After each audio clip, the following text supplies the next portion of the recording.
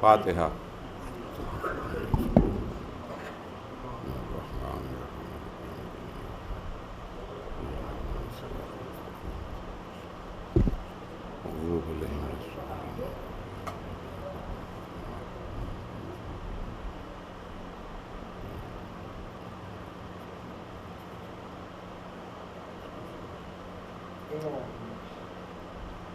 التماس سے ایک مرتبہ سورہ حمد و 3 مرتبہ سورہ اخلاص کی تلاوت فرما کر مرحوم صادق حسین صاحب ابن عباس بیگ صاحب کی روح کو ایسا ثواب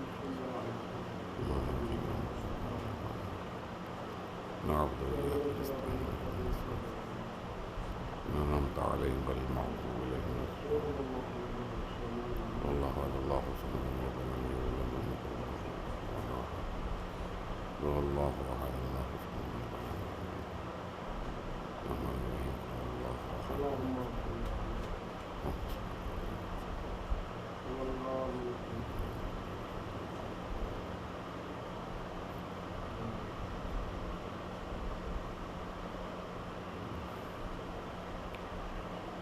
اعوذ باللہ السمیع العلیم من الشیطان اللعین الرجیم بسم اللہ الرحمن الرحیم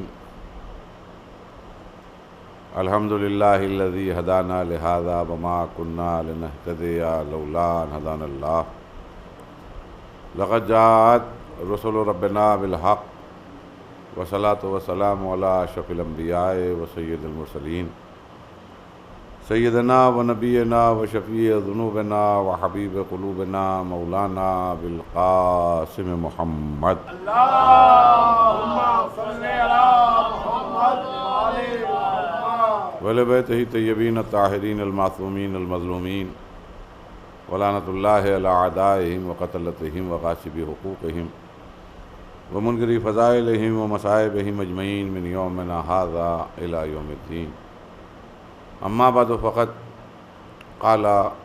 قالت حضرت زینب سلام اللہ علیہا اللہم تقبل عظیم اللہم تقبل جلیل القربان و شہید العریان ایک صلوات بھیج دینا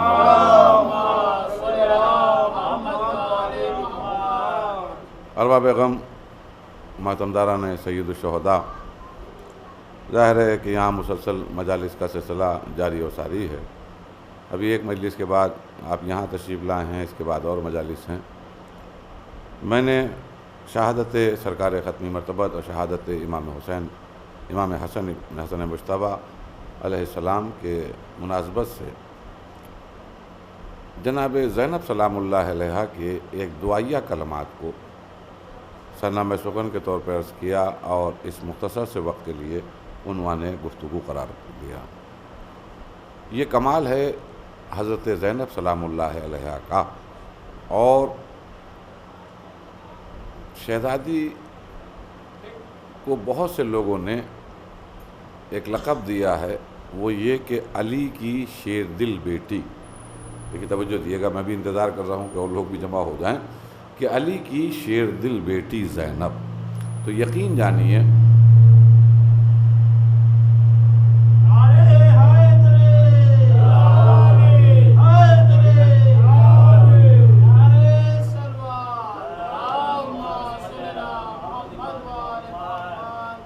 علی کی شیر دل بیٹی، تو حق تو یہی ہے کہ جو کہا گیا ہے، واقعاً فاتح خیبر کی اگر کوئی بیٹی ہے تو وہ جناب زینب سلام اللہ علیہا۔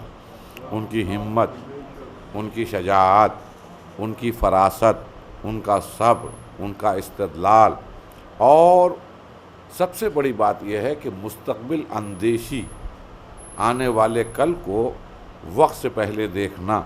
اگر بابا دیکھ رہا ہے تو وہ وقت کا معصوم ہے، لیکن کمال ہے اس بیٹی کے اوپر۔ ایک درود بھیج دیے محمد وآل محمد۔ تو اس وقت میں آپ کے سامنے، ظاہر ہے کہ بڑا وسیع موضوع ہے، اور جتنی دیر اس مختصر سے وقت میں پوری باتیں تو ہو نہیں سکتی، فقط اتنا کہ عظمت جناب زینب اور وقار جناب زینب اور اللہ کی بارگاہ سے جو رتبہ شہزادی زینب سلام اللہ علیہا کو ملا تھا، اس کو اگر آپ محسوس کر پائیں تو یقین جانیے کہ تمام بیویوں میں اگر خواتین میں کوئی سردار نظر آ رہا ہے تو جناب معصوم عالم ہیں، لیکن اگر معصوم عالم کا کوئی ثانی نظر آ رہا ہے تو وہ جناب زینب سلام اللہ علیہا ہیں۔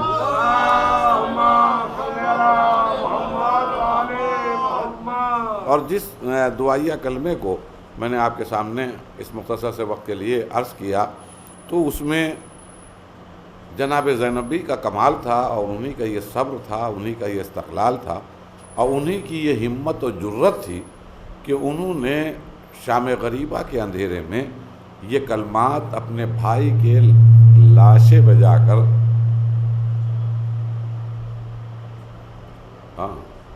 بھائی کے لاشیں بجا کر آپ نے یہ کلمات دعا زبان پر جاری کی ہے۔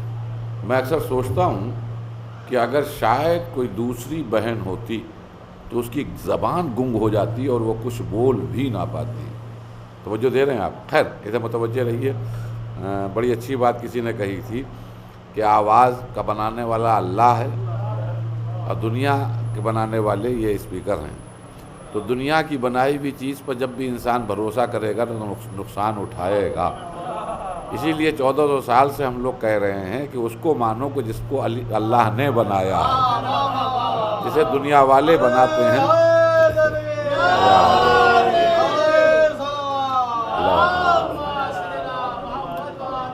جسے دنیا والے بناتے ہیں وہ یہی حشر ہوتا ہے، کبھی چلانے لگتے ہیں، کبھی خاموش ہو جاتے ہیں، کبھی چپ بولنے لگتے ہیں۔ المختصر شہزادی کے یہ کلمات، توجہ دیئے گا، بہت اہم گفتگو میں آپ کے سامنے کرنا چاہ رہا ہوں کہ عظمت جناب زینب سلام اللہ علیہا کیا ہے۔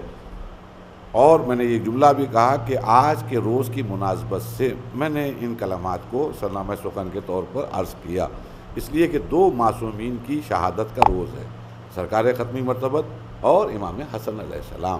یہ 2 معصوم کی شہادتیں ہیں، اور جناب زینب کا کمال آپ ملاحظہ فرمائیے کہ سب سے بڑی بات تو یہ ہے عظمت جناب زینب اور استقلال جناب زینب اور صبر جناب زینب کہ رات کے اندھیرے میں جب سب کچھ کربلا اجڑ چکی ہے اور کوئی نہ مددگار ہے نہ کوئی ناصر ہے، اپنے جتنے ہیں سب مارے جا چکے ہیں، اس کے باوجود ایک بہت اہم فرض کو نبھانے کے لیے جلے ہوئے خیموں سے نکل کر آپ مقتل پہنچی ہیں۔ انشاءاللہ مصائب میں تفصیل سے عرض کروں گا۔ مقتل میں پہنچی ہیں اور اپنے بھائی کے جنازے کو ہاتھوں پہ بلند کر کے اللہ کی بارگاہ میں قربانی پیش کی ہے۔ یقین جانیے جو اس قدر چاہنے والی بہن اگر کوئی دوسری ہوتی تو شاید اس کی زبان گنگ ہو جاتی، وہ بول بھی نہ پاتی، شاید حواس میں بھی نہ رہتی، لیکن یہ ہے جناب زینب کا کمال جرت، اور یہ ہے جناب زینب کی کمال ہمت کہ آپ نے ایسے ماحول میں کہ جہاں کوئی نہ ہو وہاں دنیا کو بتا دیا کہ ہم اگر مرد میدان میرا بابا تھا تو اس کی بیٹی بھی اگر ضرورت پڑتی ہے تو ایک قدم پیچھے نہیں ہٹاتی۔ اب عظمت جناب زینب کے لیے میں فقط اتنا آپ کے سامنے عرض کروں کہ اسلام اللہ کا پسندیدہ ترین دین ہے، اس سے کوئی کو انکار نہیں ہے، نہ دین عند اللہ الاسلام، اور اسی اسلام کو پھیلانے کے لیے، اس کے مبلغ بن کر اس کی تبلیغ کرنے کے لیے 1,24,000 پیغمبر آئے۔ توجہ دے رہے ہیں؟ 1,24,000 پیغمبر آئے جنہوں نے اسلام کی تبلیغ کی ہے۔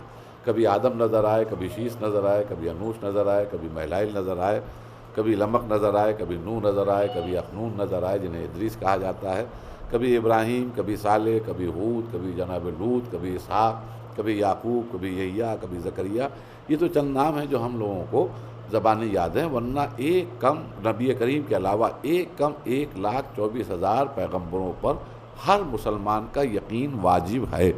تو 1,24,000 پیغمبر آئے، ایک مشن تھا کہ دین اسلام کو پہنچانا ہے۔ تو جس طرح 1,24,000 پیغمبروں میں 1,23,999 پیغمبر کچھ نہیں تھے اگر ان کے اوپر نبی کریم نہ ہوتے، یعنی 1,23,999 پیغمبر تبلیغ تو کر رہے تھے لیکن منتظر تھے ایک ذات کے کہ سرکار ختمی مرتبت حضرت احمد مجتبیٰ محمد مصطفیٰ صلی اللہ علیہ وسلم تشریف لے آئیں۔ دیکھیں توجہ دیئے گا، 1,23,999 نبیوں کو انتظار تھا نبی کریم کی آمد کا۔ لاکھ وہ محنت کر جائیں، لاکھ وہ تبلیغ کر جائیں، لاکھ لوگوں کو صحیح راستے پر لگا جائیں، لیکن جس مشن کے لیے بھیجے گئے ہیں وہ اس وقت تک کہ نامکمل ہے کہ جب تک کہ حضرت سرکار ختمی مرتبہ تشریف نہ لے آئیں، جب تک کہ دین کامل نہ کر دیں، جب تک کہ نعمتیں تمام ہو ہی نہیں سکتی جب تک کہ محمد عربی اس دنیا میں نہ آ جائیں۔ توجہ دیے گا، 1,23,999 پیغمبر اس وقت تک اپنی تبلیغات کو نامکمل سمجھ رہے ہیں جب تک کہ حبیب اس پر آ کر مہر نہ لگا دیں، اور یہ مہر لگے گی غدیر کے میدان میں، جب ایک بھائی کو ہاتھوں پہ بلند کرے گا اور آواز دے گا من کنت مولا ہو فہذا علی مولا، جس کا میں مولا ہوں اس کے یہ علی مولا ہیں۔ جیسے ہی یہ آواز بلند ہوگی فوراً ادھر سے ایک آواز آئے گی الیوم اکملت لکم دینکم واتممت علیکم نعمتی ورضیت لکم اسلام دینا۔ آج کے دن دیکھیے، توجہ دیے گا، آج کے دن دین تمام ہو گیا، نعمتیں تمام ہو گئیں، دین کامل ہو گیا، اور آج کے دن یہ اسلام جو آدم سے شروع ہوا تھا، آج کے بعد سے یہ وہ اسلام ہے کہ جس سے اللہ راضی ہو گیا۔ یہ سند رضائے خدا حاصل کرنے کی حسرت لیے ہوئے جناب آدم چلے گئے، نوح چلے گئے، ابراہیم چلے گئے، موسیٰ چلے گئے اور عیسیٰ چلے گئے۔ انبیاء کرام آ تو رہے تھے لیکن منتظر تھے کہ جب تک کہ محمد نہیں آئیں گے ہماری محنتیں بیکار چلی جائیں گی، اس لیے کہ اگر محمد نے تکمیل دین نہیں کی، محمد نے نعمتیں تمام نہیں کروائیں، اور اگر ہمارے نبی نے آنے والے نے اسلام کو مکمل نہیں کروایا تو ہماری سب محنتیں، وہ مار کھانا، وہ اینٹوں کا دشمنوں کے ذریعے برسایا جانا، وہ اینٹوں کے اندر چھپ جانا، وہ تمام طرح کی زحمت، کوئی آرے سے کاٹا جا رہا ہے، کوئی کسی طرح مظالم کی انتہا انبیاء پر ہے، لیکن وہ تمام مظالم کے باوجود ہر نبی مشتاق ہے کہ کسی طرح محمد اس روئے زمین پہ آ جائیں۔ توجہ دے رہے ہیں، 1,23,999 پیغمبر جس کے منتظر تھے اس کا نام ہے محمد مصطفیٰ، حضرت احمد مصطفیٰ صلی اللہ علیہ وسلم۔ اور اب میں آگے بات بڑھاؤں، اتنی دیر آپ متوجہ ہو گئے کہ تمام نبی منتظر تھے ہمارے نبی کے۔ اچھا صرف یہی منتظر نہیں ہیں، یقین جانیے محشر کے ہنگام میں بھی منتظر ہوں گے۔ یہ ہمارے نبی کی فضیلت ہے، یہ تو ہم مسلمانوں کی بدقسمتی ہے کہ اس نبی کو اپنا جیسا سمجھنے لگے ہیں، ورنہ اس نبی کی عظمتوں کا تو عالم یہ ہے کہ یہاں بھی انتظار ہوگا تمام نبیوں کو اور وہاں بھی انتظار ہوگا۔ روایات کہتی ہیں، تفاسیر کہتی ہیں کہ جب تمام امتیں میدان حشر میں جمع ہو جائیں گی تو آپ سوال کریں کہ معبود جو فیصلہ کرنا ہو ہمارے حق میں کر دے، جہنم میں ڈالنا ہو تو جہنم میں ڈال دے، جنت پہنچانا ہو تو جنت بھیج دے۔ اب یہ محشر کی سختیاں برداشت نہیں ہو رہی ہیں، نفسی کا عالم ہے، گرمی ہے، تپش ہے، معبود جو کچھ فیصلہ کرنا ہو کر دے۔ تب آواز قدرت آئے گی، ٹھہرو، تمہارے اوپر کوئی فیصلہ نہیں ہوگا جب تک کہ تمہارے دور کا نبی تمہارے نام عمل پر مہر نہ لگا دے۔ تمہارے نبی دور کا نبی تمہارے نام عمل پر مہر نہ لگا دے، جب تک کہ ادھر سے سرٹیفائیڈ نہیں ہوگے تمہارے حق میں نہ اچھا کچھ سوچا جائے گا نہ برا سوچا جائے گا۔ ابھی وہیں کھڑے رہو، اور اس کو میں اپنی طرف سے نہیں کہہ رہا ہوں، قرآن آواز دیتا ہے کہ فَكَيْفَ إِذَا جِئْنَا مِن كُلِّ أُمَّةٍ بِشَهِيدٍ وَجِئْنَا بِكَ عَلَىٰ هَٰؤُلَاءِ شَهِيدًا۔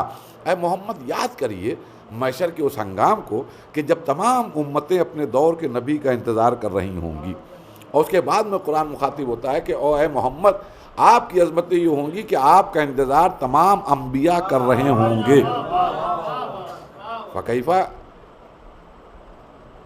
یاد کریے اس وقت کو کہ جس وقت تمام امتیں اپنے دور کے نبی کا انتظار کر رہی ہوں گی، اور آپ کی عظمت یہ ہوگی کہ آپ کا انتظار تمام انبیاء کر رہے ہوں گے۔ یعنی روایت کہتی ہے کہ جب امتیں آئیں گی اور تمام انبیاء ان کے بارے میں مہر لگائیں گے تو اس میں اکثریت ایسی ہوگی جن کو کہہ دیا جائے گا کہ یہ امتی نہیں تھا، اس نے مانا ہی نہیں تھا کہنا۔ تو جب اکثریت کو وقت کا نبی انکار کر دے گا تو تمام اکثریت جمع ہو کے کہے گی کہ معاذ اللہ، اے اللہ یہ آدم جھوٹ بول رہے ہیں، نوح جھوٹ بول رہے ہیں، ابراہیم جھوٹ بول رہے ہیں، موسیٰ اور عیسیٰ جھوٹ بول رہے ہیں، انہی نے دین پہنچایا ہی نہیں۔ اب نبی کہے گا تنہا کھڑے ہو کے کہ دین پہنچایا، اور امت ایک طرف ہوگی وہ کہے گا نہیں پہنچایا، انہی نے دین نہیں پہنچایا۔ آدم کہہ رہے ہوں گے دین پہنچایا، امت کہہ رہی ہوگی نہیں، نوح کہہ رہے ہوں گے دین پہنچایا، امت کہہ رہی ہوگی نہیں، ابراہیم کہہ رہے ہوں گے دین پہنچایا، امت کہہ رہی ہوگی نہیں۔ تو گھبرا کے تمام انبیاء کہیں گے معبود یہ لوگ ہمیں جھٹلا رہے ہیں، اگر ہماری نبوتوں پر کوئی گواہ ہو تو اس کو گواہی کے لیے بھیج دے۔ تو تمام نبیوں سے کہا جائے گا کہ گھبراؤ نہ، تمہاری نبوتوں کا جو گواہ ہے وہ آنے والا ہے۔ اب امتیں ہٹا دی جائیں گی، 1,23,999 پیغمبر انتظار کریں گے اپنی نبوتوں پر گواہ جو آنے والا ہے۔ بس ایک عجیب منظر ہوگا کہ کیوں ہوگی، انبیاء کرام کی صفحے انبیاء ہوگی اور سامنے ایک پردہ لگا ہوگا اور انتظار ہو رہا ہوگا محمد کا۔ اب ہم سے نہ کہیے کہ ہم محمد کا انتظار کیوں کر رہے ہیں، یہ سیرت انبیاء ہے، یہ اور بات ہے کہ وہاں پہلے کا ہوگا، یہاں حدود ہے دیے محمد وآل محمد۔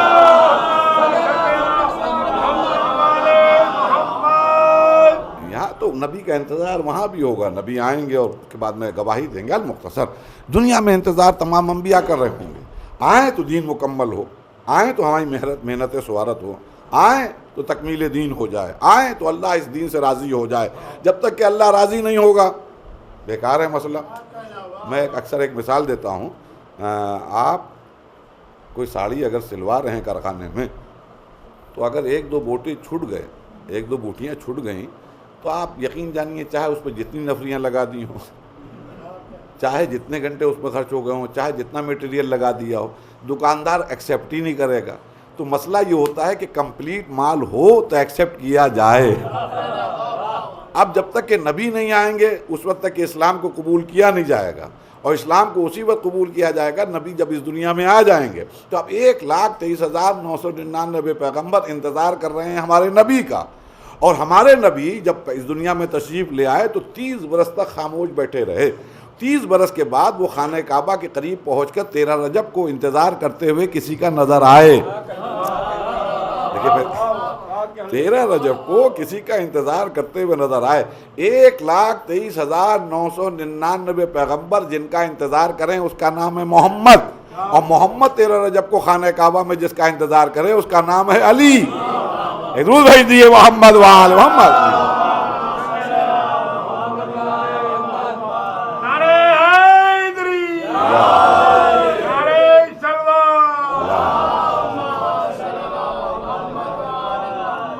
اب آپ متوجہ ہیں، ابھی میں جناب زینب سلام اللہ علیہ کی عظمت عرض کرنا چاہ رہا تھا، وہ یہ کہ 1,23,999 پیغمبر نبی کے انتظار کر رہے ہیں، نبی کے منتظر۔ نبی منتظر ہیں اپنی تبلیغ رسالت کے لیے کہ کوئی دعوت ذوالعشیرہ میں گواہ ہو، اس کے انتظار میں وہ خانہ کعبہ کے پاس کھڑے ہوئے ہیں۔ 13 رجب کو آغوش میں ایک بھائی نے اپنے بھائی کو آغوش میں لیا، اب یہاں سے 10 برس کا انتظار کیا اور پھر تبلیغ الہی شروع ہوئی، تبلیغ دین کا آغاز ہوا۔ اسی طرح دین کامل ہو گیا غدیر کے میدان میں، آیت آ گئی جس کا حسرت تھی جس کا، اور جس کا انتظار تھا تمام انبیاء کرام کو، اور جیسے میں نے آپ کے سامنے آیت پڑھی کہ الیوم اکملت لکم دینکم واتممت علیکم نعمتی، دین تمام ہو گیا، نعمتیں تمام ہو گئیں، دین کامل ہو گیا اور اللہ اس دین سے راضی ہو گیا۔ لیکن اسی دین کے اوپر توجہ دیے گا، اسی دین کے اوپر جو احسان عظیم ہے امام حسین علیہ السلام کا، توجہ دیے گا، بہت دور تک اگر مسلمان، ظاہر ہے کہ ٹیلی کاسٹ ہوگی تو مسلمان سنیں گے، میں مسلمانوں سے ہاتھ جوڑ کے عرض کر رہا ہوں کہ تعصب کا چشمہ اتار کے غور کریے گا۔ سیدنا حسین کسی عام آدمی کا نام نہیں ہے، سیدنا حسین اس ذات مقدس کا نام ہے کہ جس کا انتظار تمام انبیاء کو ہے۔ انبیاء کو انتظار ہمارے نبی کا، ہمارے نبی کو انتظار مولا علی کا، اور جب دین کامل ہو گیا تو اب اس کے بچانے والے کا انتظار تمام لوگ کرتے ہوئے نظر آ رہے ہیں۔ تو جس کا انتظار سب کرتے ہوئے نظر آئے اس کا نام ہے حسین۔ درود بھیج دیے محمد وآل محمد۔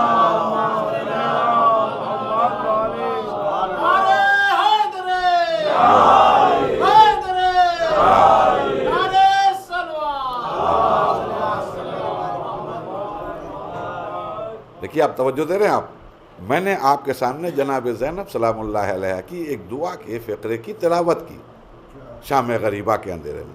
کیا عظمت جناب زینب ہے، اور کیا وقار جناب زینب ہے، اور کیا اسلام میں اہمیت جناب زینب ہے۔ 1,23,000 انتظار کر رہے ہیں نبی کا، نبی انتظار کر رہے ہیں علی کا، اور یہ سب مل کے انتظار کر رہے ہیں 3 شعبان کے لیے کہ امام حسین کا۔ اس لیے کہ اگر حسین بیچ میں نہیں آئیں گے تو اسلام کے اوپر تمام محنتیں ختم. بے شک دین کامل ہو گیا لیکن اسلام زیادہ سروائیو نہیں کر پائے گا, آگے نہیں بڑھ پائے گا. یہ نہ سمجھیے گا کہ میں ہوا میں کہہ رہا ہوں, امام حسین علیہ السلام کی محبت میں کہہ رہا ہوں. اما آخری نبی کے جانے کے بعد, آخری نبی کے جانے کے بعد, نعمتیں تمام ہونے کے بعد, دین کامل ہونے کے بعد, اللہ کی مہر رضا لگنے کے بعد, یہ نبی کریم کا خود یہ اعلان کہ لا نبی بعدی, میرے بعد کوئی نبی نہیں ہوگا. اس کے بعد دین کامل ہو گیا, نعمتیں تمام ہو گئیں, یہ بھی اناؤنسمنٹ ہو گیا کہ اب کوئی نبی نہیں آئے گا, کوئی میسنجر نہیں آئے گا, سب کچھ کمپلیٹ ہو گیا. اسی نبی کے صرف 25 سال بعد, توجہ دیے گا, صرف 25 سال بعد مؤذن اذان دے رہا ہے صبح کی, فجر کی, اور اماں جگا رہی ہیں امام صاحب کو, صاحبزادے کو, اٹھو نماز پڑھانے نہیں جاؤ گے, اماں نشہ بہت سوار ہے, رات میں بہت زیادہ پی لی تھی, ہمت نہیں پڑ رہی ہے کہ یہاں سے نکل کر مسجد تک جائیں, نماز نہیں پڑھاؤ گے تو تمہاری حکومت چھن جائے گی, کچھ نہیں بچے گا. اس زمانے کا اصول یہ تھا کہ امامت وہی کرتا تھا جس کے پاس عنان حکومت ہوتا تھا. توجہ دے رہے ہیں آپ؟ جو اس زمانے میں عرب میں آپ دیکھیے شروع کی زندگی میں تو جن کے پاس حکومت ہوتی تھی, عمارت ہوتی تھی. اما وسیم صاحب آپ ادھر آ جائیے, مولانا تشریف لے آئیے, ایک صلوات بھیج دیں محمد وآل محمد. ادھر تشریف لے آئیے یا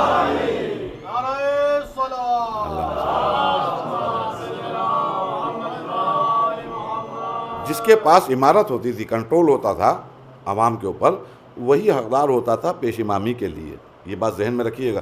یہی وجہ ہے, میں مثال دے دوں, یہی وجہ ہے کہ جب حر نے راستہ روکا ہے اور نماز کا وقت آیا ہے تو وقت کے امام نے حر کو بلایا اور کہا تو اپنے امامت کرے گا اپنے لشکر کی یا میرے ساتھ آئے گا؟ تو حر نے جواب دیا, فرزند رسول آپ کی موجودگی میں میری اتنی جرت نہیں ہے کہ میں امامت کر سکوں. یہ اس بات کا ثبوت ہے کہ ہر آدمی جس کے اوپر کنٹرول کرتا تھا اس کی امامت کرتا تھا. المختصر, نشے کی حالت میں جھوم رہا ہے, ماں نے جلدی سے تیار کرایا, کسی طرح جھومتا جھامتا مسجد میں پہنچا. نماز پڑھتا ہوں فجر کی 4 رکعت, نماز پڑھتا ہوں صبح کی 4 رکعت قربتاً اللہ. کمال یہ نہیں ہے کہ وہ 4 رکعت کی نیت کر رہا تھا, کمال ہے ان پیچھے پڑھنے والوں کی. میں کیا کہہ رہا ہوں, یہ تو نشے میں ہے, جھونک میں کہہ رہا ہے, لیکن افسوس یہ ہے کہ یہ پڑھ رہے ہیں. یہ افسوس نہیں ان کے اوپر کریے, ان کے اوپر اللہ کا عذاب ہے, غدیر کو چھوڑنے کا نتیجہ ہے جناب, کہ ایک اصلی امام کو چھوڑ کر ایک نشیڑی کے پیچھے تم نماز پڑھ رہے ہو. خیر جب نماز مکمل ہوئی تو کچھ آپس میں قصور پسور ہوا کہ یار یہ 4 آج پڑھی, ابھی تک تو 2 پڑھتے تھے. جب اس نے یہ سرگوشی سنی تو وہیں سے بڑے تکبر کے ساتھ گھوما مصلی پر سے, کیا باتیں کر رہے ہو؟ ارے سرکار, کیا ہو سکتا ہے کچھ لوگوں نے کہا ہو, ارے سرکار آپ کا احسان, اب تک صرف 4 سجدے کرتے تھے 2 رکعت نماز میں, آپ کے صدقے میں 8 رکعت 8 سجدے کی اللہ کی بارگاہ میں, اللہ آپ کو طول عمر دے. ہم ایک سے ایک مکار ہوتے ہیں, نہ یقین ہو تو یوگی حکومت میں دیکھ لیجئے, ایک درود بھیج دیجئے محمد وآل محمد. ہاں مصلحت پسند بہت سے کو ہوتے ہیں, اور اس وقت حکومت جیسے ہی آتی ہے فوراً گاڑیوں کے نمبر چینج ہو جاتے ہیں. قائم بھائی تو اس وقت نہیں ہے, ورنہ جب BSP کی حکومت آتی ہے تو معلوم ہے سب گاڑیوں میں ہاتھی نظر آتے ہیں, اور آج کل BJP کی حکومت ہے تو سب جگہ آپ کو کمل نظر آئے گا. المختصر, وقت کے لوگ ہوتے ہیں جنہیں کہا جاتا ہے ابن الوقت یا ابناء الوقت. یہ وہ لوگ ہوتے ہیں کہ ہو سکتا ہے کچھ لوگوں نے دعا دی ہو, ارے کیا کہنا سرکار آپ کا, آپ کی وجہ سے 4 سجدے اور مزید کرنا پڑے. تو عزیزان گرامی جب اس کی طرف دیکھا اور کہا حضور آپ نے 4 رکعت نماز پڑھائی ہے, تو اس نے کہا کچھ کم لگ رہی ہے تو اور پڑھا دوں. توجہ دیے گا, میری یہ ہسٹری ہے, آپ کے سامنے عرض کر رہا ہوں، سبب بتا رہا ہوں کہ جناب زینب کی شخصیت کو آپ ملاحظہ فرمائیے اور آقا حسین کی شخصیت کو، کہ 1,24,000 نبی نے، یعنی ہمارے نبی نے دین کامل کیا، اتنا مستند دین ہو گیا کہ اللہ جو اس دین کا بھیجنے والا تھا وہ راضی ہو گیا، اس نے رضا کی مہر لگا دی، وَلَكُمُ الْإِسْلَامَ دِينًا، آج کے دن اس دین سے راضی ہو گیا۔ اس آخری دائی، اس آخری پیغمبر، اس آخری مبلغ کے صرف 25 سال بعد، صرف 25 سال بعد، بہت عرصہ نہیں گزرا ہے، صرف 25 سال بعد صبح کی نماز 2 کی 4 ہو رہی ہے۔ آپ انصاف سے بتائیے، اس دور میں 1442 چل رہا ہے، یعنی اس نبی کے گئے ہوئے 1431 سال ہو گئے ہیں۔ جب 25 سال بعد صبح کی 2 کی 4 ہو رہی تھی تو اب صبح کی 2 کی کتنی ہو رہی ہوتی؟ میں کیا کہہ رہا ہوں؟ ٹھیک ہے، اگر نماز ہو رہی ہوتی تو لیکن حیات بدلی ہوتی، رنگ بدلا ہوتا۔ اتنے فرقے ہیں، 73 فرقے، ہم ابھی اسی پہ جھگڑا ہے کہ یہ کہاں پہ بننا چاہیے اور یہ کہاں بننا چاہیے، ہاتھ کھلے رکھو یا بند رکھو، ہے کہ اختلاف نہیں؟ تو اب ظاہر ہے کہ پھر یہ رکعتیں یہ ہوتی کہ انہوں کا وہ فرقہ وہ 3 رکعت نماز پڑھتا ہے صبح کی، وہ 5 رکعت پڑھتا ہے، وہ تو صرف 2 ہی پڑھتے ہیں، وہ فرقہ 2.5 رکعت پڑھتا ہے، وہ 2.25، اسی کے جھگڑے ہوتے۔ لیکن میں جو کہنا چاہ رہا ہوں، عظمت امام حسین، 1,24,000 نبی جس دین کو لائے تھے، اس کے فوراً ہی بعد اس آخری نبی کے 25 سال بعد صبح کی 2 کی جگہ 4 ہو گئی۔ آج 1431 گزر رہا ہے۔ آج چاہے فرقوں کے جتنے اختلاف ہوں، مسلکوں کے جتنے جھگڑے ہوں، جس مسجد میں بھی جائیے گا، چاہے باہر لکھا ہو کہ یہاں شیعوں کا آنا منع ہے، یہاں پہ حنفیوں کا آنا منع ہے، یہاں پر جماعتیوں کا آنا منع ہے، وہ تمام جھگڑے اپنی جگہ پر، لیکن جو بھی جس مسلک کا امام ہوگا، جب بھی صبح کی نیت کرے گا وہ کہے گا فجر کی 2 رکعت، توجہ دیے گا، صبح کی 2 رکعت، اس میں اختلاف نہیں ہے۔ اما وہ 25 سال بعد صبح کی 2 کی 4 ہو گئی تھی، 1431 کے بعد بھی 2 کی 2 ہے۔ یہ 2 کی 2 ہونا، بیچ میں حسینیت ہے۔ درود بھیجیے محمد وآل محمد۔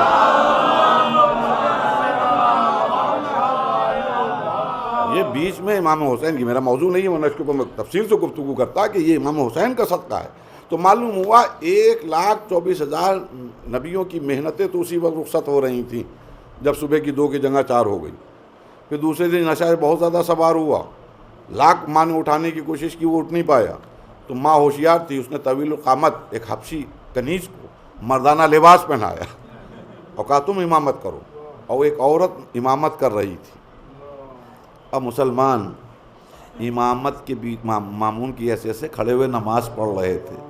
خدا کی قسم کیا عتاب الہی ہے، ایک غدیر کو چھوڑ کر کہاں کہاں جھکنا پڑا مسلمانوں کو۔ المختصر، نبی کریم کے بعد حالات نے تیزی سے پلٹا کھایا، بہت تیزی سے، اور اس کے بعد میں ایک گروہ، یہاں سے بھی میں ایک بات اجازت دیے، میں بہت زیادہ دیر مجلس نہیں پڑھوں گا، آپ پریشان نہ ہوئیے کہ مانا ایسا نہ ہو کہ مولوی صاحب بیٹھ گئے پتہ نہیں کیسے سمیٹیں گے، ایسا مسئلہ نہیں ہے۔ نبی کریم کے بعد جس طرح تیزی سے حالات پیدا ہوئے، تو جب فتح مکہ کے روز اسلامی لشکر میں سرکار ختمی مرتبت کے مکے کی طرف بڑھ رہا تھا، تو پہاڑ کی ایک چوٹی پر 2 آدمی کھڑے ہوئے تھے، توجہ دیے گا، بہت اہم بات کہہ رہا ہوں۔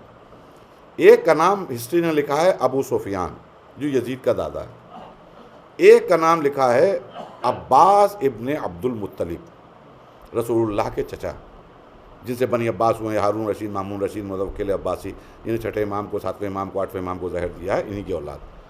یہ 2 آدمی ایک ٹیلے پر کھڑے ہوئے تھے۔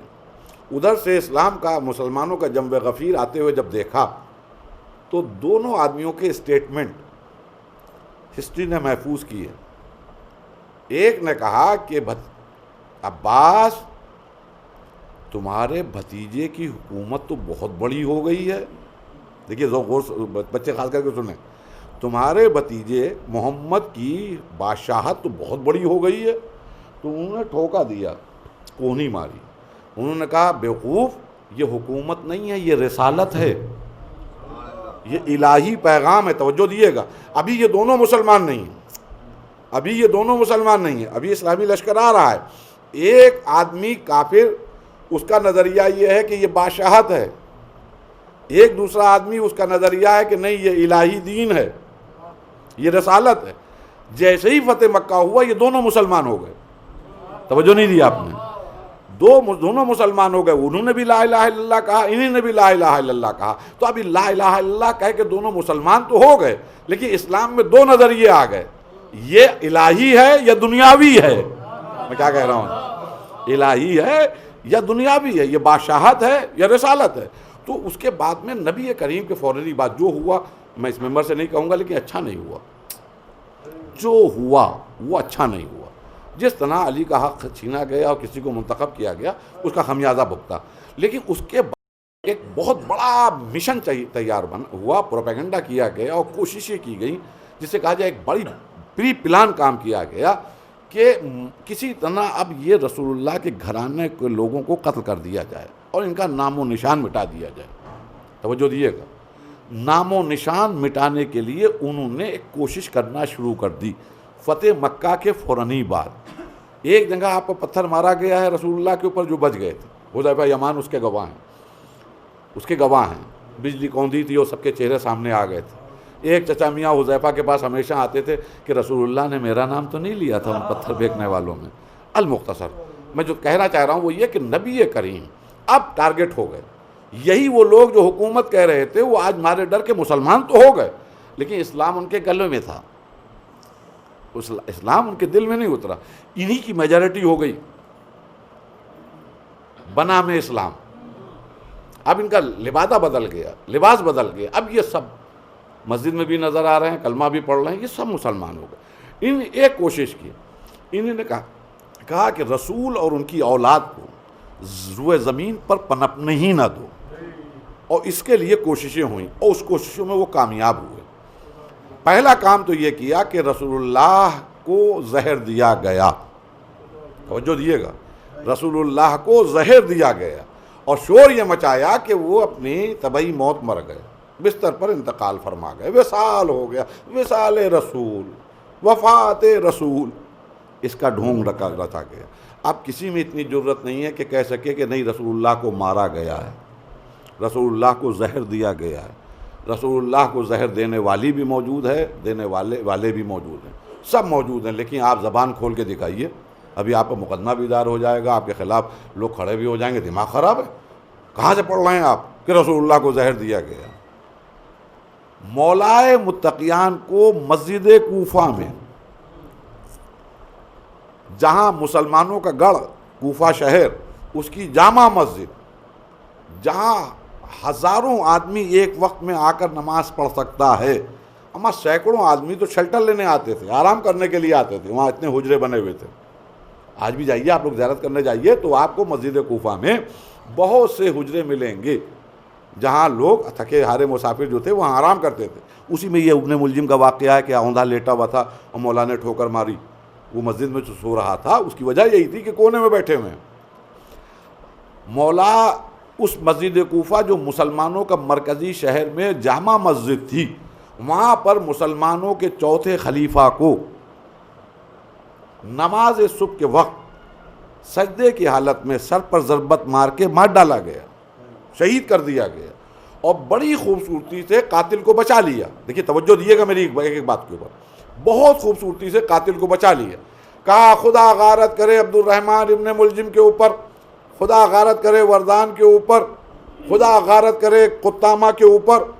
عبد الرحمن ابن ملجم نے تلوار چلائی اور وردان اس کے ساتھ تھا اور قطامہ نے لالچ دیا تھا، ختم. اب آپ لاکھ کہتے رہیے کہ نہیں علی کو کسی اور نے مارا تھا، چیپٹر کلوز. لاکھ آپ شیعہ کہیے کہ علی کو مارنے والا امیر شام تھا، لیکن کوئی ایکسیپٹ نہیں کرے گا. اتنی پلان کے ساتھ، اتنی جیسے کہ واقعی اتنی ہوشیاری کے ساتھ مولا علی کو مار بھی ڈالا گیا، اور ان کے قاتلوں کے نام پر 3 نام پیش کر دیے گئے، یا 4 یا 5 یا 6 یا 7، اس سے زیادہ نام نہیں ملتے. ان لوگوں نے مار دیا، مطلب یہ خارجی تھے، انہوں نے مار دیا، بڑی خوبصورتی سے قاتل کو بچا لیا. آج جس امام کی شہادت ہے، دوسرے امام حسن علیہ السلام، ان کو مدینے میں صحابہ کے شہر میں، ارے توجہ سے سنیے گا، عظمت جناب زینب پر سلام کیے، کہ جناب امام حسن کو صحابہ کرام کے شہر میں ان لوگوں کے شہر میں کہ جنہوں نے اپنی آنکھوں کے سامنے اس بچے کو رسول کی آغوش میں پروان چڑھتے ہوئے دیکھا تھا، اس کو زہر سے مار ڈالا، شہید کر دیا، اور اس کے قاتل کے طور پر ایک نام دے دیا کہ اس کی بیوی جودہ بنت اشس، آپ توجہ نہیں دے رہے ہیں، جودہ بنت اشس ان کی قاتلہ ہیں، وہ بڑی ملونہ تھی اور اس نے بڑا ظلم کیا، اپنے شوہر کو زہر دے دیا اور یہ کیا وہ کیا، بڑی خوبصورتی سے قاتل کو بچا لیا۔ میں کیا کہنا چاہ رہا ہوں، اتنی دیر میں کیا کہہ چکا۔ بے شک آپ کے اذان عالیہ تھکے ہوئے ہیں، ایک مجلس سے ہو کے آ رہے ہیں، اس کے بعد میں بھی آپ کو ایک بات کا خیال ہے کہ ابھی اور مجلسوں میں بھی جانا ہے، لیکن تھوڑی دیر کے لیے آپ توجہ دیے کہ رسول اللہ کو وہی سو کال مسلمانوں نے رسول اللہ کو زہر دیا، قاتل کو بچا لیا۔ مولا علی کو ہارٹ آف دا سٹی مسجد کوفہ میں زہر قتل کیا اور قاتل کو بچا لیا، دو چار نام دے دیے۔ امام حسن کو مدینہ شہر میں مسجد نبوی کے بغل میں زہر سے قتل کر دیا اور بڑی خوبصورتی سے بیوی کا نام پیش کر دیا، قاتل کو بچا لیا۔ توجہ دیے گا، کتنا آسان تھا امام حسین کو جنگل میں مارنے کے بعد قاتل کو بچانا، قاتل کو کتنا آسان تھا جنگل میں مارنے کے بعد بچانا۔ ارے نہیں، آپ متوجہ نہیں ہیں۔ جن لوگوں نے اپنی حرفتوں کے ذریعے، اپنے پلان کے ذریعے شہروں میں اس گھرانے کے افراد کو مارا اور قاتل کو بڑی خوبصورتی سے بچا لیا، تو جنگل کربلا کے جنگل میں حسین اگر مارے گئے ہیں تو وہاں تو پتہ ہی نہیں چلتا، وہاں تو یہ کہا جاتا ہے سیدنا حسین رضی اللہ تعالیٰ عنہ اس راستے سے گزر رہے تھے، ڈاکوؤں نے حملہ کر دیا، اسی میں ان کے مرد مارے گئے۔ ایک کوئی گروہ جا رہا تھا، کوئی گروپ جا رہا تھا، کوئی فوج جا رہی تھی، اس نے پتہ نہیں کیا سمجھا کہ ہائے افسوس رسول کے نواسے کو مار ڈالا۔ میں کیا کہنا چاہ رہا ہوں، لیکن جس کو جنگل میں مارا تھا، آج 1442 چل رہا ہے، اس جنگل میں مارے جانے والے حسین رسول اللہ کے بیٹے کے متعلق اگر کسی بچے سے بھی پوچھئے کہ حسین کو کس نے مارا، حسین کو کس نے مارا، تو پلٹ کے ایک جواب آئے گا، یزید نے۔ ارے میری پوری محنت رائے گا چلی گئی آپ کی خاموشی کی وجہ سے۔ یعنی جن کو شہروں میں مارا تب تو قاتلوں کو بچا لیا، لیکن جنگل میں مارنے کے باوجود قاتل کو نہیں بچا پائے۔ سبب یہ تھا کہ بیچ میں جناب زینب تھیں۔ درود بھیجیے محمد وال محمد۔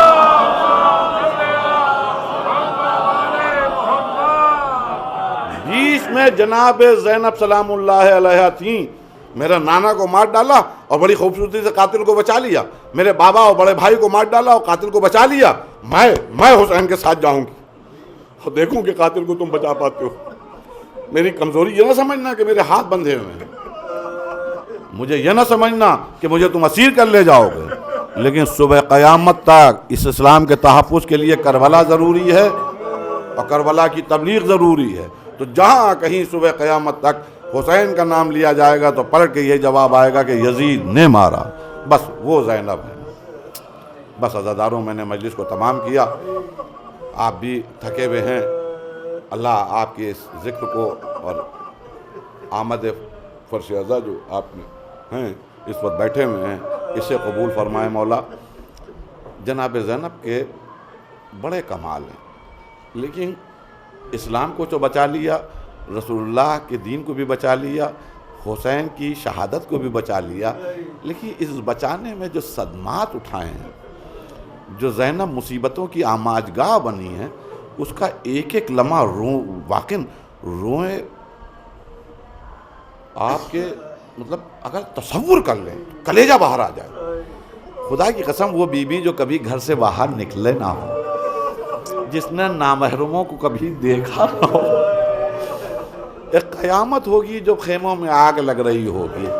اور جناب زینب سلام اللہ علیہ کا وہ جملہ اس بات کا ثبوت ہے کہ جناب زینب کا منشا کیا ہے۔ دیکھیے توجہ دیے گا، منشا کیا ہے کہ جس وقت خیمے جل رہے تھے تو ایک بار سید سجاد کے خیمے میں پہنچی، شانے کو ہلایا، بیٹا سید سجاد تم امام وقت ہو، یہ بتاؤ کہ ہم جل کے مر جائیں، دیکھیں پہلی بات یہی کہی، ہم جل کے مر جائیں یا خیموں کے باہر نکل جائیں۔ یعنی پہلی جناب زینب کی تمنا یہ تھی کہ جل کے مر جائیں لیکن نامحرموں کے سامنے جانا نہ ہو۔ اللہ اکبر، اسی بی بی کو چاروں طرف گرایا جا رہا ہے۔ بے مخنا و چادر بلویام میں حاضی زینب حاضی ام کلثوم کے شور ہیں۔ جزاکم اللہ، خدا آپ کو کوئی غم نہ دے سوائے غم امام حسین علیہ السلام کے۔ المختصر میں نے جس بات کو آپ کے سامنے عرض کیا تھا دعائیہ کلمہ، اسی کو بیان کرتے ہوئے 3 یا 4 یا 5 منٹ میں مجلس کو تمام کروں کہ جناب زینب کا ایک کمال ہے۔ وجہ بھی سمجھ میں آتی ہے کہ حسین کو کیوں ضرورت پڑی کہ جناب زینب بھی، بہن زینب بھی کربلا میں ہو۔ دیکھیے، یاد رکھیے گا، توجہ سے سنیے گا، اکثر یہ باتیں مجلسوں میں نہیں ہو پاتی ہیں۔ کربلا دین کے لیے ہو رہی تھی جنگ، کربلا اسلام کی بقا کے لیے جنگ ہو رہی تھی، حکومت پانے کے لیے نہیں۔ یہی وجہ ہے کہ کربلا میں جب بھی کسی زخمی نے آواز دی آقا آپ پر آخری سلام، تو امام حسین اس کے میت پہ پہنچے ہیں، اور صرف میت پہ پہنچے نہیں ہیں بلکہ اس کی لاش اٹھائی ہے، گنج شہیدہ میں لا کر رکھی ہے، توجہ دیے گا۔ اور لاش لانے کے بعد جناب زینب کی ذمہ داری یہ ہوتی تھی کہ اس کی بیوی یا اس کی بیٹی یا اس کی ماں کو ایک جگہ بٹھاتی تھی بڑے سے خیمے میں، اور تمام خیموں میں جو اور بیویاں تھیں ان کو بلاتی تھیں، کہتی تھیں اس کا بھائی مر گیا، آؤ تم لوگ پرسہ دو، اس کا باپ مارا گیا ہے، آؤ پرسہ دو، اس کا بیٹا مارا گیا ہے، آؤ پرسہ دو۔ عزیزان گرامی، یہ ذمہ داری جناب زینب نے نبھائی۔ یہی وجہ ہے کہ جب اون محمد کی شہادت ہوئی ہے تو خیمے کی ہر بیوی کی تمنا تھی کسی طرح جناب زینب کو بٹھایا جائے اور ہم سب ان کے بچوں کا پرسہ دیں۔ روایت یہی تو کہتی ہے جب بیویوں نے کہا کہ بیوی آپ بھی پرسہ قبول کیے، تو کہا پرسے کی ضرورت نہیں، بس دعا کرو میرا قاسم بن جائے، میرا علی اکبر بن جائے۔ ارے میرے بچے قربان ہو گئے لیکن میرے بھیا کی حسن کی نشانی رہے، بھیا حسین کی نشانی باقی رہے۔ جزاکم اللہ، خدا آپ کو کوئی غم نہ دے سوائے غم امام حسین علیہ السلام کے۔ الغرض تمام شہیدوں کو امام حسین علیہ السلام پرسہ جب کمپلیٹ ہو جاتا تھا خیموں میں، تو امام حسین علیہ السلام اس لاشے کو قبلے رو کرتے تھے گنج شہیدہ میں، ہاتھوں کو بلند کرتے تھے، جتنے بچے ہوئے ساتھی تھے وہ پیچھے کھڑے ہو جاتے تھے، اور آپ ہاتھوں کو بلند کر کے کہتے تھے کہ پروردگارہ یہ میرے بچپن کا ساتھی ہے حبیب ابن مظاہر، اس نے تیرے اس دین کے اوپر جان کو قربان کیا، میں حسین ابن علی کہہ رہا ہوں کہ اس قربانی کو قبول فرما لے۔ اور بقیہ سب لوگ آمین کہتے تھے۔ اسی طرح معبود یہ عابس ابن شبیب شاکری کا جنازہ ہے، یہ شوذب کا جنازہ ہے، یہ بریر ابن خزیر حمدانی کا جنازہ ہے، یہ مسلم ابن اوسجہ کا جنازہ ہے۔ اے معبود یہ میرے بھانجے اون محمد ہیں، ان کی میت جو میتیں رکھی ہیں ان کی قربانی قبول فرما لے۔ معبود یہ میرا جوان بیٹا جو سینے پہ برچی کی یعنی کہے ہوئے ہے علی اکبر ہے، اس کی قربانی قبول کر لے۔ پروردگارہ یہ میرا ششمہ میری آغوش میں ہے، اس کی قربانی، یعنی ہر شہید کی توجہ دیے گا، ہر شہید کے لیے اللہ کے حضور میں پیش کرنے کے لیے حسین موجود تھے۔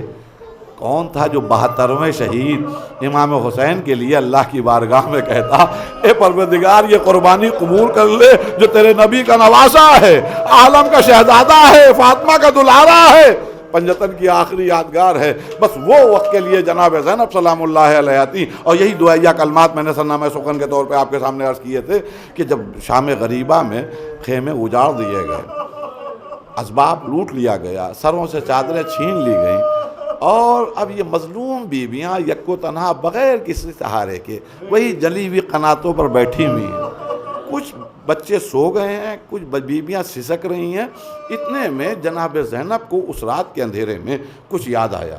بچوں کو گنا، سکینہ نظر نہیں آئی، ام کلثوم کو لیے ہوئے مقتل میں گئی، اس نشیب میں بھائی کے لاش سے بھتیجی کو لے کر آئیں، جناب سکینہ کو بھی تسلی دے کے سلا دیا۔ اب پھر رات جب اور گزری تو جناب زینب کو کچھ اور یاد آیا، ام کلثوم کو بلایا، بس 2 منٹ کی زحمت، بلایا، کہنے لگے کہ ام کلثوم بہن پریشان نہ ہونا، مجھے ایک کام یاد آ گیا ہے، میں ابھی آ رہی ہوں، گھبرانا نہیں، خدا ہمارے ساتھ۔ جناب ام کلثوم سے خدا حافظ کا مقتل کی طرف چلی۔ روایات کہتی ہیں کہ چاروں طرف لاشیں بکھری پڑی ہوئی ہیں، لیکن جناب زینب جو وہاں سے چلی تو نہ بھانجوں کے لاشوں پہ پہنچی، نہ بچوں کے لاشوں پہ پہنچی، نہ بھتیجے کے لاشیں پہ پہنچی، نہ برابر کے بھائی ابو الفضل عباس کی لاش پہ پہنچی، بلکہ سیدھی اسی نشیب میں پہنچی جہاں بھائی کی بے سر کی لاش پڑی ہوئی تھی۔ بہت دیر تک 3 منظر ہے، بہت دیر تک بہن اپنے بھائی کے جنازے کو دیکھتی ہوئی،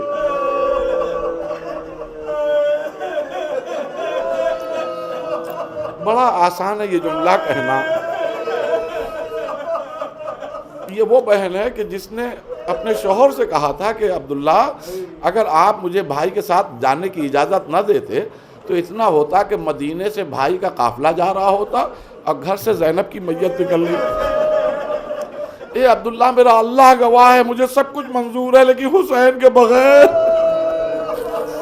یہ وہ بہن بہت دیر تک اپنے بھائی کے لاشے کو دیکھتی رہی۔ پھر روایت کہتی ہے دوسرا منظر زانو توڑ کر بیٹھ گئی۔ دیکھیں مقتل کے جو جملے ہیں وہی میں آپ کے سامنے عرض کر رہا ہوں۔ زانو توڑ کر بیٹھ گئی اور سینے حسین پہ اپنا ہاتھ رکھا۔ رات کے اندھیرے میں جیسے ہی سینے پہ ہاتھ رکھا تو تیر، ظاہر ہے کہ 1900 ہیں زخم تنے چاک چاک پر، زینب نکل حسین تڑپتا ہے، پورے جسم اتھر پر تیر لگے ہوئے تھے۔ جناب زینب کے لیے ملتا ہے، میں نے کہا بڑی آسانی سے پڑھ رہا ہوں، آپ بھی تھکے ہوئے ہیں اور بڑی آسانی سے سن رہے ہیں۔ روایت کہتی ہے کہ آپ نے جسم اتھر امام حسین سے ایک ایک تیر کو نکالنا شروع کیا۔ میں ایک جملہ کہوں گا کہ آقا جمان کے بیٹے سے کے سینے سے برچی کی انی نکال رہے تھے تو آپ نے نجف کا رخ کیا تھا اور آواز دی تھی اے بابا آؤ حسین کا سہارا بنو۔ نہ جانے رات کے اندھیرے میں ایک بچی نے اپنے باپ کو کتنا یاد کیا ہوگا۔ روایت کہتی ہے اب تیسرا منظر یہ کہ جب آپ نے سینے سے تمام تیروں کو نکال لیا تو سینے حسین کے اوپر اپنا سر رکھ دیا اور ارباب غم، اب روایت کہتی ہے جیسے بند صبر کے بند ٹوٹ گئے، خوب جی بھر کے روئیں۔ بھیا تمہارے بعد خیموں میں آگ لگا دی گئی، بھیا خیموں میں آگ لگا دی گئی، بھیا دیکھو بیردہ تمہاری بہن بیٹھی ہوئی ہے، بھیا معصوم بچوں کے منہ پہ تماچے مارے گئے۔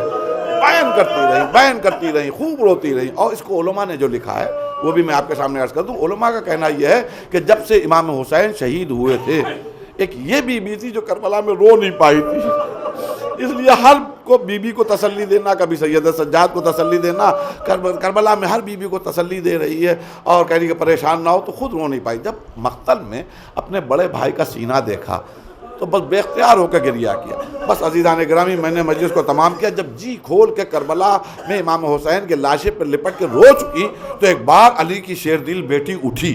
71 جنازوں کے لیے حسین کربلا کے میدان میں ہاتھوں کو پھیلائے ہوئے کہہ رہے تھے معبود اس قربانی کو قبول کر لے۔ روایت کہتی ہے کہ قوتوں کو جمع کیا، جھکی، اپنے بھائی کے لاشے کو اٹھایا، قبلے رخ کیا اور روتے ہوئے کہنے لگی اللہم تقبل ھذا جلیل القربان و شہید الریاء، اے اللہ اس قربانی کو قبول کر لے جو میرا ماج آیا ہے، میرا بھائی ہے، ارے رسول کا نواسا ہے، عالم کا شہزادہ، اے اللہ یہ وہ شہید ہے کہ جس کا لباس بھی چھین لیا گیا، اے اللہ میرا بھائی 3 روز کا سیعلم الذین ظلموا ایا منقلب ینقلبون۔ پروردگارہ اس مختصر سے عمل کو قبول فرما، کوئی غم نہ ہو سوائے غم امام حسین علیہ السلام، جئیں تو ولائے حسین پر باقی رہتے ہوئے، اور اللہ کرے جب موت آئے تو لب پہ یا حسین ہو یا علی۔ ربنا تقبل۔